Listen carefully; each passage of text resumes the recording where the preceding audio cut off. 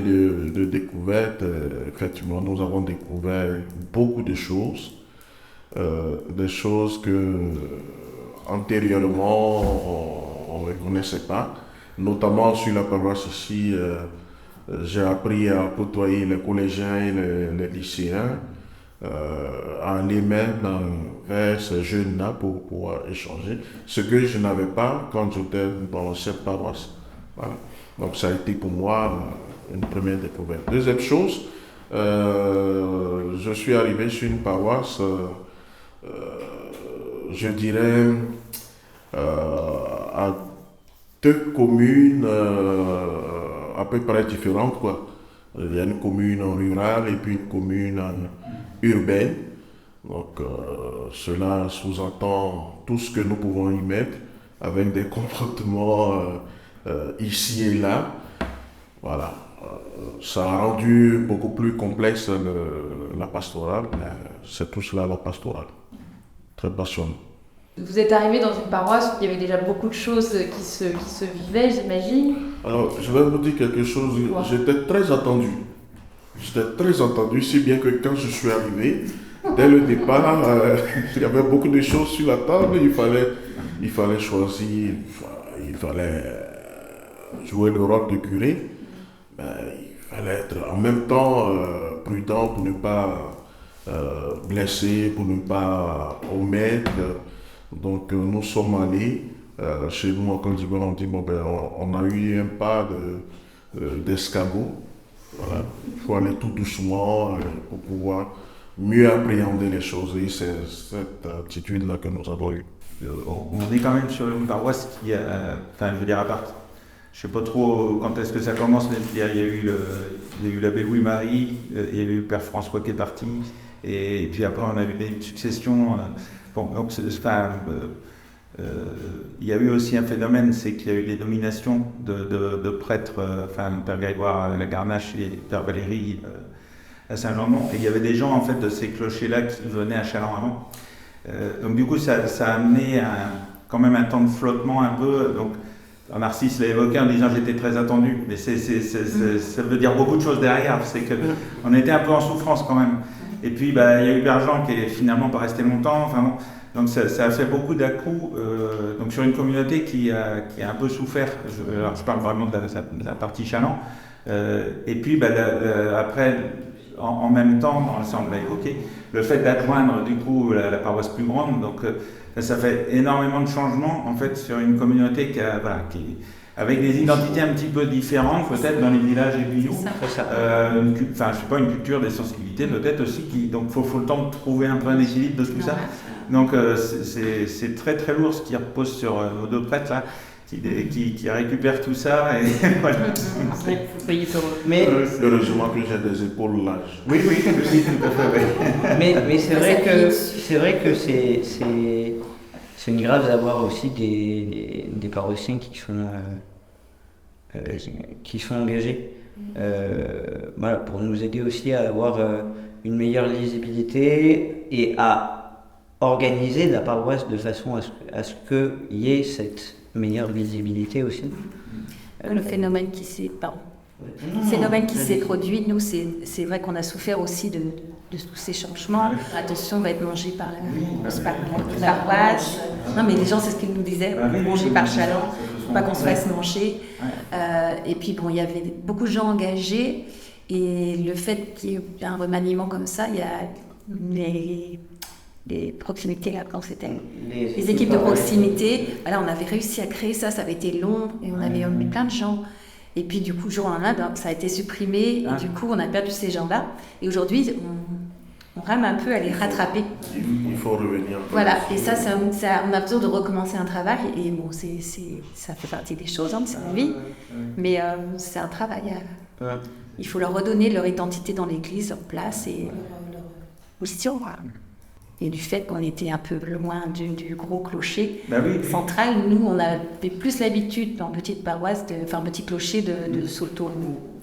Des croyants de voilà, être le père, mais bien sûr, toujours avec l'accord, bien sûr, du père, mais un peu plus facilement. Donc, mais on souffre quand même aussi de ne pas avoir nos messes. On est bien content d'avoir des messes tous les Oui, dimanches. c'est ça, oui. Ah, mais c'est une chance. Et nos EHPAD et nos anciens sont très heureux d'avoir les prêtres, le Père Damien. Mais c'est une chance pour les paroisses, les communes avoisinantes de Saint-Alexandre, par exemple. À Cromont, Saint-Révérend, le Cueilly, qui n'ont pas de messe tous les week-ends, mais du coup, ils viennent chez eux au Saint-Alexandre. D'accord. C'est ses parents de chez eux. Ouais, cool. Narcisse a demandé à ce que on puisse prier régulièrement la prière d'abandon de Saint Charles de Foucault. Et je trouve que c'est assez significatif d'essayer d'abandonner, pas se tourner les pouces, mais en même temps abandonner aussi le travail qu'on fait parce qu'il ne nous appartient pas. C'est le Seigneur qui œuvre. Que le Seigneur en fasse ce qu'il veut. Il nous utilise comme ses instruments. Ça fait la deuxième année que nous sommes dans cette nouvelle configuration. La paroisse regroupe 5 clochers, Chaland, Saint-Étienne, Soulan, Comquier et puis Saint-Messin. Voilà. Et donc avec ce nouveau nom, on s'est dit qu'est-ce que nous pouvons tirer de ce saint qui est aimé de tous. Voilà. Qu'est-ce que nous pouvons tirer? On s'est dit pourquoi ne pas prendre la prière qui fait l'unanimité et nous la disons, je crois bien, après chaque communion, nous disons cette prière-là dans tous les clochers. Au départ, nous avons commencé pendant le temps de carême, et puis après on s'est dit, mais pourquoi ne pas continuer? Voilà. C'est ce que nous avons de ce grand homme pour l'instant. Il y a beaucoup de choses qui vont venir après. Depuis 3 ans, à la parade de Noël qui est dans le centre de Chaland, l'église s'ouvre, il y a des animations, on essaie d'aller au devant, d'accueillir, quoi. Et cette année, on veut mettre encore beaucoup plus une dimension plus importante encore, quoi. En faire un événement vraiment où parce qu'à Chaland, il y a beaucoup d'associations qui tournent dans la paroisse, mais c'est essayer tous de travailler ensemble, quoi. Et c'est à travers cet événement qu'on va essayer de faire le lien, justement, ce lien missionnaire. On a fait pour la première année un pèlerinage paroissial à Saint-Laurent-sur-Sèvre cette année. On s'était joint au pèlerinage des vocations. Bon, c'était le premier pèlerinage paroissial. Et je pense qu'on va l'année prochaine refaire un pèlerinage paroissial. On ne change pas une équipe qui gagne. Il y a des repas partagés aussi qui sont institués, qui tournent dans les clochers différents aussi. Et ça se passe à quelle Ça c'est 4 fois par an dans différents lieux. Les repas partagés. Là. Et donc c'est ouvert, comment ça se passe? On ouvre tout le monde, chacun vient avec un plat salé sucré et tous les paroissiens viennent partager ce repas. Il y a des jeux l'après-midi, c'est un après-midi convivial. Hein. C'est ça. Il y a aussi dans ce même ordre les dimanches autrement, où là les familles sont accueillis dès 9h le matin avec un café brioche, les enfants sont pris en charge et les parents reçoivent un petit témoignage. Il y a quelqu'un qui intervient, soit sur la prière, soit sur un autre thème, pour les parents, parce qu'on s'aperçoit c'est surtout les parents qu'il faut toucher. Alors ça se fait pour l'instant à Chaland, mais on pense aussi les étendre du clocher, quoi. Je pense aussi les débats qui va aussi prendre un petit peu comme une coopération avec la Force missionnaire. Ciné-débat, du coup, on a un petit peu débarrassé cette année en collaboration avec le Ciné Triskel, ça se fait à Luchon, je crois aussi. Et l'idée, en fait, c'est qu'on profite de cet événement mensuel pour... alors déjà, le cinéma, lui, annonce ça dans son programme, donc on peut avoir des gens qui sont complètement extérieurs à la paroisse qui viennent. Et du coup, que la Frate Mission puisse profiter aussi pour tracter, pour faire venir des gens. Et ça peut être un motif aussi d'aller au-devant des gens sur le marché distribué ailleurs. Et puis les 4-5 séances, on est surpris du nombre, et il y a débat. Le prêtre intervient, Père Narcisse est intervenu, c'est des thèmes qui vont parler. Et ça, c'est la première fois dans cette année, hein, et ça fonctionne bien. Et puis on se dit c'est un moyen aussi pour les paroissiens d'inviter des gens qui ne vont pas inviter à la messe. Qui ne vont pas venir inviter à la messe, mais Ils doivent les inviter. Ils auront une séance de ciné, quoi. C'est ça. Ça ouvre des dialogues dans les familles, dans les C'est ça. amitiés. Enfin, Ça a très bien fonctionné. C'est toujours dans l'esprit de rester dans cette dynamique que l'évêque veut pour son diocèse depuis 2 ans, être un missionnaire envoyé vers les autres pour annoncer l'évangile, la nouvelle évangélisation. Voilà.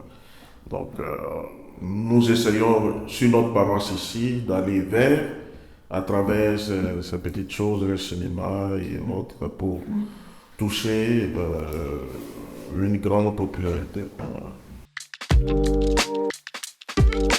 La première décision de l'équipe pastorale, c'était ça, de mettre en place un planning pour les baptêmes. Le premier week-end, c'est à Saint-Alexandre, le deuxième week-end, c'est sur un autre clocher, le troisième sur un autre, et on finit au 4e dimanche sur Châlons, pour éviter que les prêtres se baladent. Et ça, c'était une des premières décisions avec le Père Narcisse, ils étaient très appréciables pour tout le monde. Toutes les familles appelaient, tout le monde voulait. Non, c'était ingérable. Hein, Puis on voulait satisfaire aussi tout le monde. Je suppose qu'on disait oui à Conquis, oui à Châlons, Oui, même voilà. horaires.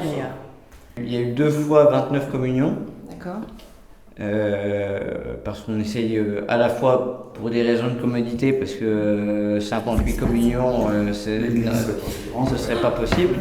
Donc on a et puis pour permettre que les 2 parties de la paroisse puissent vivre ces moments-là et qu'il n'y ait pas juste le centre de Châlons.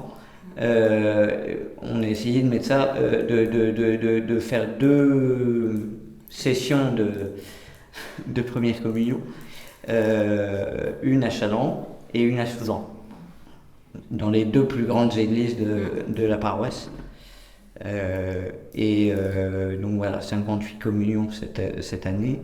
Il y a un peu de perte entre guillemets par la suite, puisque la profession de foi, ils étaient une 15aine. Et pareil pour la confirmation. Alors la confirmation aura lieu en octobre. Tout besoin d'évangéliser les parents, parce que c'est pas souvent du fait des enfants. Exactement. Moi, j'ai que des renvois d'enfants qui me disent oui, moi je veux la faire, l'année prochaine, les papas et les mamans veulent pas. C'est un peu douloureux d'entendre ça. C'est ça. Il y a un grand désir. Donc ce qu'on a essayé de faire, de mettre aussi peut-être un peu en place pour essayer d'assurer une certaine continuité, c'est de trouver des moyens pour que les enfants puissent les enfants et les jeunes puissent se rassembler dans des cadres peut-être moins formels que la catéchèse. Donc on a essayé de fonder un patronage, on cherche encore un peu. Voilà. Puis il y a des fraternités pour le collège, pour le lycée et les jeunes qui se sont lancés, et bon, ça, il y a des choses qui prennent bien, il y en a qui ont plus de mal parce que il y a des questions de déplacement aussi.